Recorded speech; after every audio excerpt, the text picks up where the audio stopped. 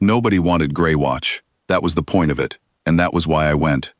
The Corrigan's fold ran refugees out of the perimeter worlds 3 decks at a time, and somewhere in the regulations there was a single hour, once a cycle, when off-duty crew and quarantined passengers were allowed to sit in the same room without an escort standing over them. They called it Grey Watch because the lighting in the vent bay never came up past dusk gray, on account of the recycling stacks bleeding heat through the bulkhead. Most crew skipped it. Most refugees were too tired to bother. I went because I had nowhere else worth being, and because the vent bay was the only place on this ship where I didn't have to explain myself to anyone. The Fold wasn't a warship. It had never been built to carry anything more dangerous than crated grain and frightened people. And it showed. Bare conduit running along the ceiling, deck plating scavenged from 3 different hull classes, air that always smelled faintly of ozone and recycled coffee. 400 and some refugees rode in the lower berths, pulled off worlds that didn't exist anymore in any way that mattered, and the crew that ran them from system to system had long since stopped pretending this was a rescue mission instead of a delivery route. Draeger ran his security detail like the whole ship was one long provocation waiting to happen.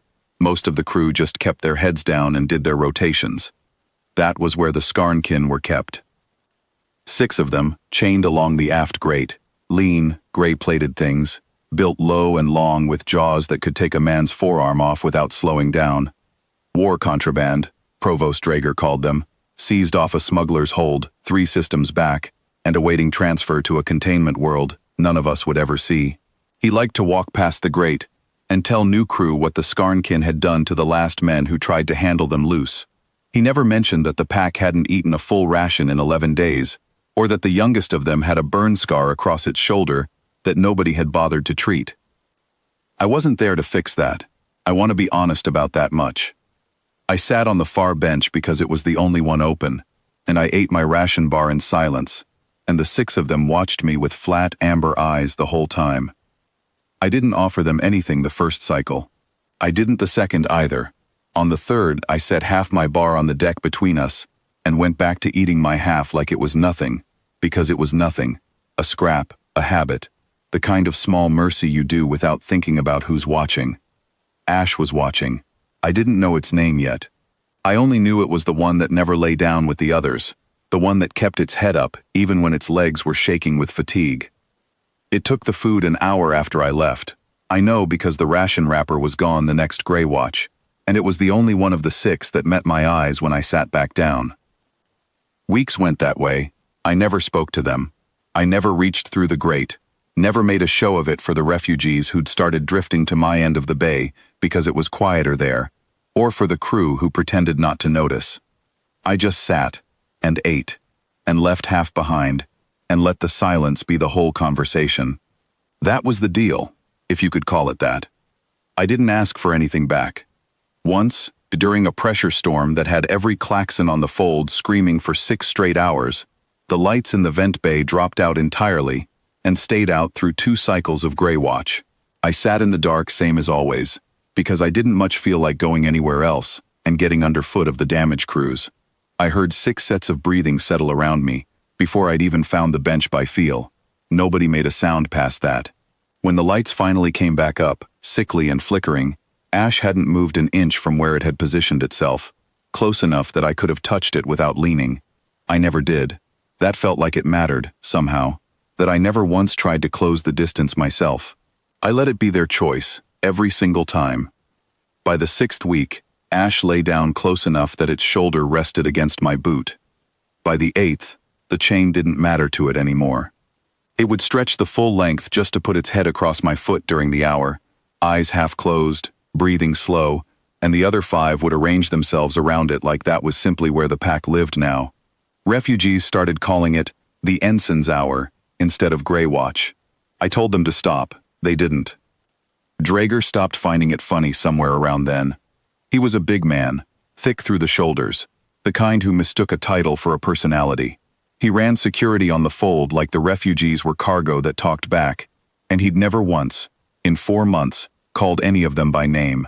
When he saw Ash's head on my boot, he stood at the hatch a long moment, jaw working, and then he said, loud enough for the whole bay to hear, that I was encouraging contraband to forget its cage, and that he'd see it corrected. I told him, quietly, because that was the only volume I had, that the pack wasn't doing anything but resting, and that resting wasn't a crime even for cargo. He backhanded me across the face hard enough to put me on the deck. I don't remember deciding to stay down. I remember the taste of blood, and the sudden absolute silence of the bay, refugees and crew alike frozen mid-motion, and Draeger standing over me, already reaching for his sidearm, because some part of him understood, half a second too late, exactly what he'd done, in front of exactly whom. The chains came apart like wet paper. I've turned that moment over more times than I can count since, trying to find the exact instant it happened, and I still can't. One breath the Skarnkin were 6 shapes resting along a grate. The next, they were a wall of gray plate and amber eyes between me and him. And Draeger was backing into the bulkhead with his hand still on a weapon he'd never get the chance to raise. They didn't kill him. I want that understood, because it would have been easy, and it would have been over in a second, and some cold part of every person watching expected exactly that. Instead, Ash drove a shoulder into his knees and put him on the floor, and the other 5 closed the circle so tight he couldn't have stood if he'd tried, and they held him there, snarling, patient, in absolutely no hurry, while he begged in a voice I'd never heard him use before, high and cracking, nothing like the man who handed out cage jokes over rations. They made him kneel, in front of his own security detail, in front of the refugees he'd never once named, in front of the whole gray-lit bay. They made him kneel and stay kneeling, and nobody in that room moved to help him, because nobody in that room had forgotten what his hand had just done to mine. I got up, my jaw ached, and my vision doubled once and came back, and I walked into the circle, because I understood, somehow, that only I could close it. Easy, I said, just that. My voice came out smaller than I meant it to. Ash looked at me, not at him, at me, and stepped back. The others followed a half-beat later, peeling away from Draeger like the tide going out, and left him on his knees in the open, shaking, alone in a circle no one had drawn but everyone could see. He was reassigned off the fold at the next station. Nobody argued for him to stay, not even the officers who'd have defended him a cycle earlier.